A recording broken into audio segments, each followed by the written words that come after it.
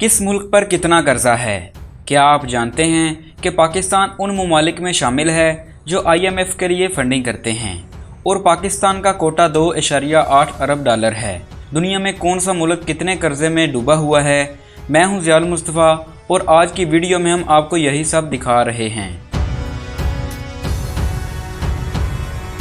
दोस्तों, IMF का मकसद दुनिया भर में मुआशी सरगर्मियों पर नज़र रखना और मुआशी बहरानों का शिकार ममालिक को कर्ज़े फराहम करना है।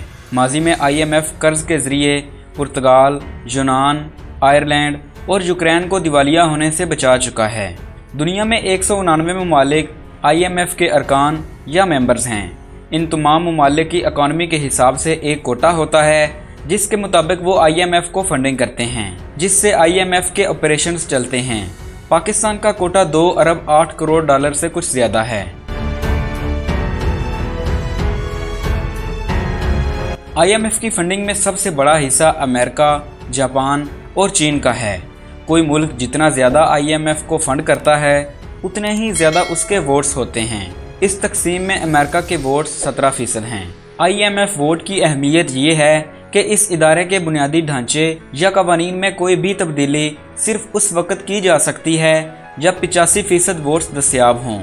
अब सूरत हाल ये है कि अमेरिका के पास चूँकि 17% वोट्स हैं, इसलिए अमेरिका के बगैर सारी दुनिया के वोट्स जमा होकर भी 85% तक नहीं बनते। जब तक ये वोटिंग सिस्टम कायम है, IMF हर बड़े फैसले के लिए अमेरिका की हाँ का मुंतज़िर रहेगा। यही वजह है कि चीन, भारत और ब्राज़ील IMF के इस वोटिंग सिस्टम को गलत करार देकर अपना कोटा बढ़ाने का मुतालबा कर रहे हैं। हुकूमतों के कुल GDP के हिसाब से इस वक्त दुनिया में सबसे ज़्यादा मकरूज़ मुल्क जापान है, जिस पर 236% कर्ज है, जबकि यूनान पर 181%, इटली पर 131%, सिंगापुर पर 111%, अमेरिका पर 107%, भारत पर 70%, पाकिस्तान पर 67%, जर्मनी पर 64%, चीन पर 48% और बांग्लादेश पर 32% कर्ज है।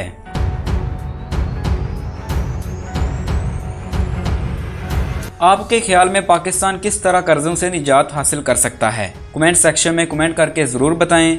अगर आप जानना चाहते हैं कि तुर्गुत अलब कौन था तो यहाँ क्लिक कीजिए। यहाँ जानिए कि बमसे बेरक का ताल्लुक हकीकत में भी अर्तुगरुल से था या सिर्फ अफसाना ही है। इसके साथ साथ हमारा चैनल भी सब्सक्राइब कीजिए।